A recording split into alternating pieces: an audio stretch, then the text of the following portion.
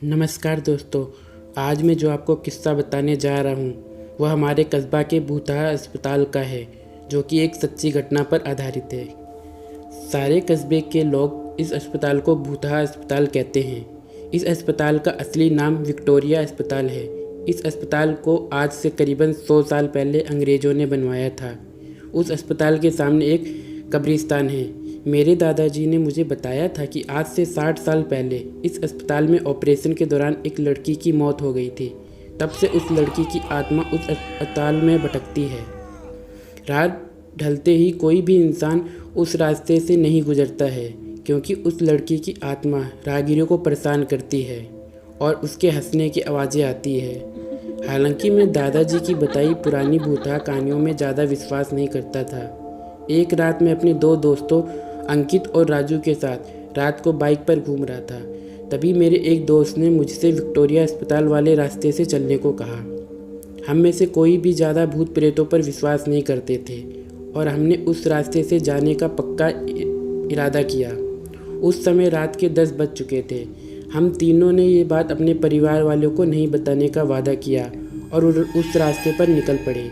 जैसे ही हम उस रास्ते से निकले, रास्ते पर रेत होने की वजह से हमारी बाइक फिसल गई और हम तीनों धड़ाम से बाइक से गिर गए।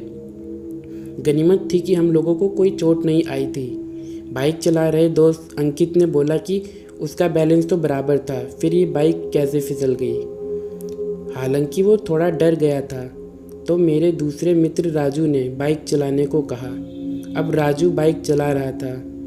हम 1 किलोमीटर ही चले थे कि अचानक हमारी गाड़ी का टायर पंचर हो गया और गाड़ी की स्पीड तेज़ होने से गाड़ी इस बार फिर पिछली बार से भी दूर तक फिसलती गई। इस बार हमें कोहनियों और घुटनों पर थोड़ी चोट आई।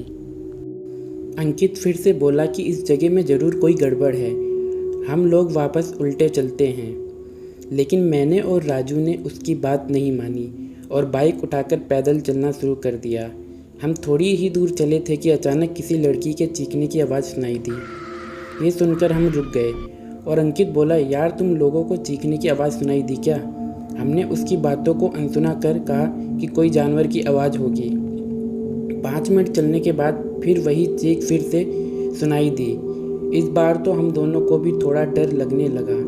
हम तीनों ने वापस चलने के बारे में सोचा, लेकिन उस रास्ते के बीच में आ गए थे जहाँ से पीछे चलने में 3 किलोमीटर और आगे चलने में 2 किलोमीटर और बाकी थे। हम लोगों ने आगे जाने का सोचा। थोड़ा आगे चलने पर हमें बरगद के पेड़ के नीचे एक औरत दिखाई दी। इतनी रात को अकेली औरत को देखकर हमारे तो रोंगटे खड़े हो गए थे। हम लोगों ने पीछे मुड़ने का सोचा, तभी वो बूढ़ी औरत चिल्लाई, बेटा मुझे हाईवे तक का रास्ता बता दो, मैं रास्ता भटक गई हूँ।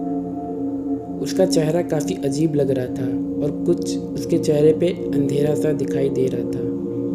हम तीनों घबरा चुके थे, फिर भी हमने हिम्मत करके पूछा कि इतनी रात को आप उस रास्ते में कैसे निकल रही हो? तो उस बुढ़िया ने कहा कि मैं पड़ोस के गांव की रहने वाली हूँ और मेरे पास पैसे नहीं हैं, इसलिए मैं पैदल ही निकल पड़ी। हाईवे के उस पार मेरा गांव है। हमने उस बुढ़िया की बात का विश्वास कर लिया और आगे निकल पड़े। रास्ते में वो बुढ़िया हमसे सारी बातें पूछने लगी। बुढ़िया हम तीनों के पीछे चल रही थी। हम तीनों दोस्त अब अपनी बात कर रहे थे। तभी राजू बोला कि लो माँ जी, आपका रास्ता आ गया। और वो जैसे ही पीछे मुड़ा तो वहाँ कोई नहीं था। हम तीनों की तो सिट्टी पुट्टी गुल हो गई। हम बाइक को धक्का मारते हुए ज़ोर से भागने लगे। भागते भागते अंकित ठोकर खाकर गिर गया और हमें ज़ोर से चीखें सुनाई दी। हमने भी बाइक को वहीं पटककर अंकित को साथ लेकर दौड़ने लगे और अस्पताल के पास कब्रिस्तान तक पहुंच गए। ये सब घटित होते 12 बज चुके थे।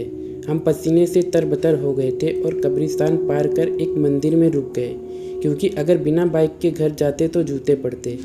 इसलिए उस रात मंदिर में ही रुक गए और सुबह होते ही बाइक लेकर अपने अपने घर आ गए और घर वालों को बताया कि हम सब दोस्त के घर रुके थे। उस रात के बाद से हम उस रास्ते से कभी भी नहीं गए। मुझे आज भी सपनों में वो भूतिया बुढ़िया और उसके चीखने की आवाज़ें आती है। दोस्तों, अगर आपके साथ भी कोई भूतिया घटना घटी है तो हमें कमेंट बॉक्स में अपनी कहानी ज़रूर बताएं।